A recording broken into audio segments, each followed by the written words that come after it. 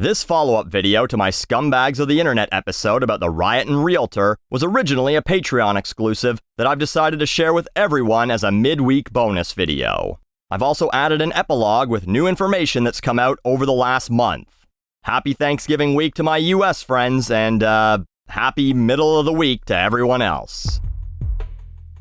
About 8 months ago, I did a Scumbags of the Internet about Jenna Ryan, the Riotin Realtor, the woman who took part in the Capitol riot and posted all about it on the internet, and then asked President Trump to pardon her as one of his final acts in office.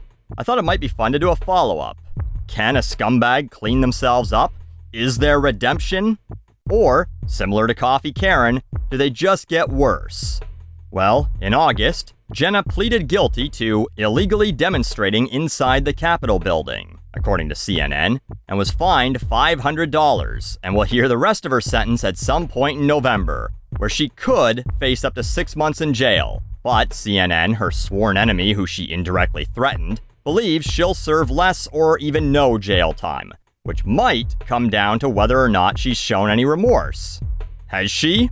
Well, in February, she told the Washington Post that she bought into a lie, and the lie is the lie, and it's embarrassing. I regret everything. And complained that not one patriot is standing up for me. I'm a complete villain. She says, I was down there based on what my president said. Stop the steal. Now I see that it was all over nothing. He was just having us down there for an ego boost. I was there for him.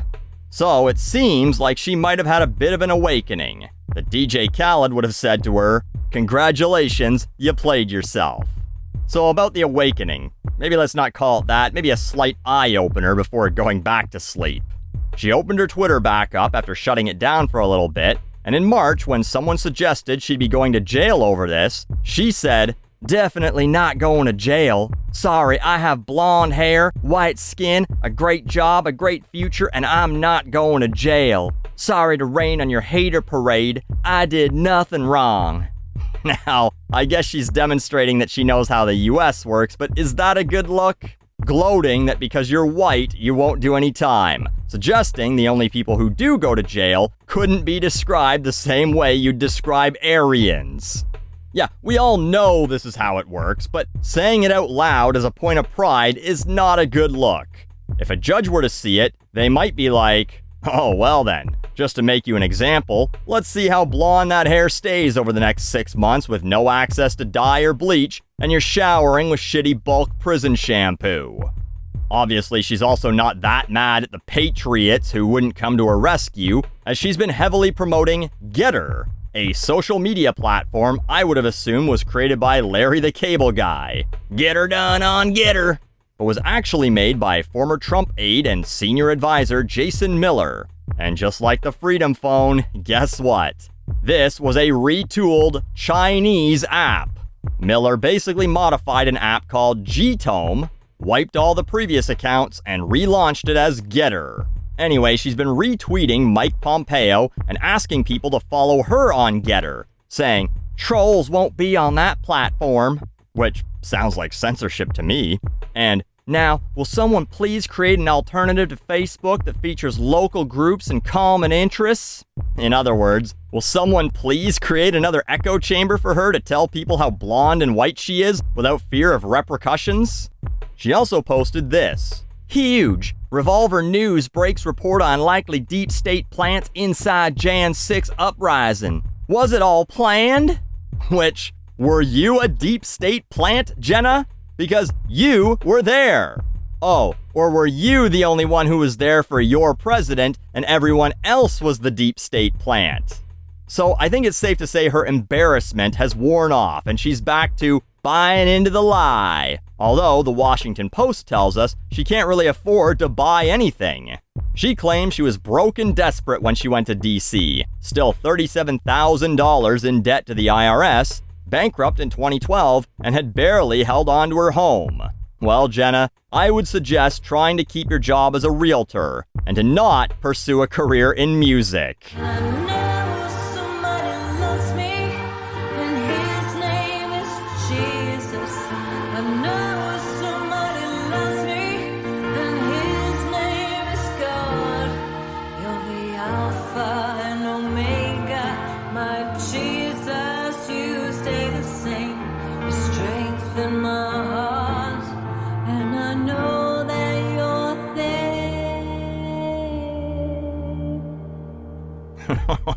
That's not the end either. The song picks back up after the fade and keeps going.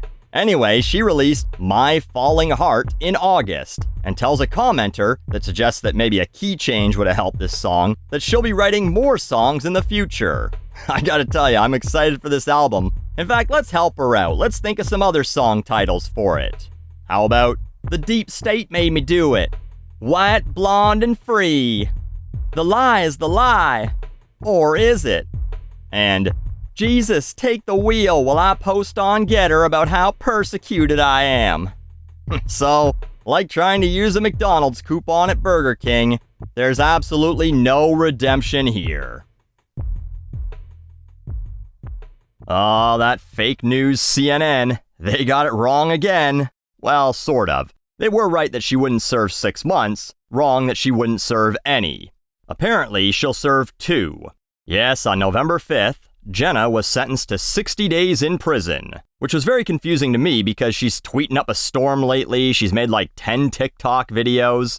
Imagine being a 50-year-old woman making TikTok videos, says the 40-year-old making YouTube videos. But anyway, if she was sentenced to 60 days in the slammer, how is she making TikTok videos and a podcast? In her TikTok, where she talks about the sentencing, she says that the jail term doesn't start for 2 months, so they're letting her be free for Christmas. As they used to say in the 30s, well, gee, mister, that's mighty whitey-ya. Now, if you remember my original Scumbags of the Internet video, I gave her that title not so much for her role on January 6th, but for her claims that she was fundraising just for the sake of letting people feel good about giving her money, as if she's a church or a real charity. Meanwhile, she bragged about not needing it. But we now know that was a lie, and the lie was the lie. She tweeted shortly after being sentenced that she's seeking alternatives for fundraising since Stripe and PayPal won't let her use them to help her cover her legal expenses, which, by the way, included a stay at the Trump DC hotel. Guess all is forgiven. She's not that mad at him anymore for not helping her. $491 a night for the cheap rooms, $1,143 for the suites. Plus, she enjoyed room service and champagne. But I figure I'm worth it. Asking others to give you money so you can spend it on unnecessary luxuries. Gee, who gets accused of that all the time? Anyway, she also says that she's written a book and has delusions of it becoming a movie. Well, I got the perfect title for you, Jenna. From Mortgages to Martyr. The Jenna Ryan Story. Coming soon to a BitChute account near you.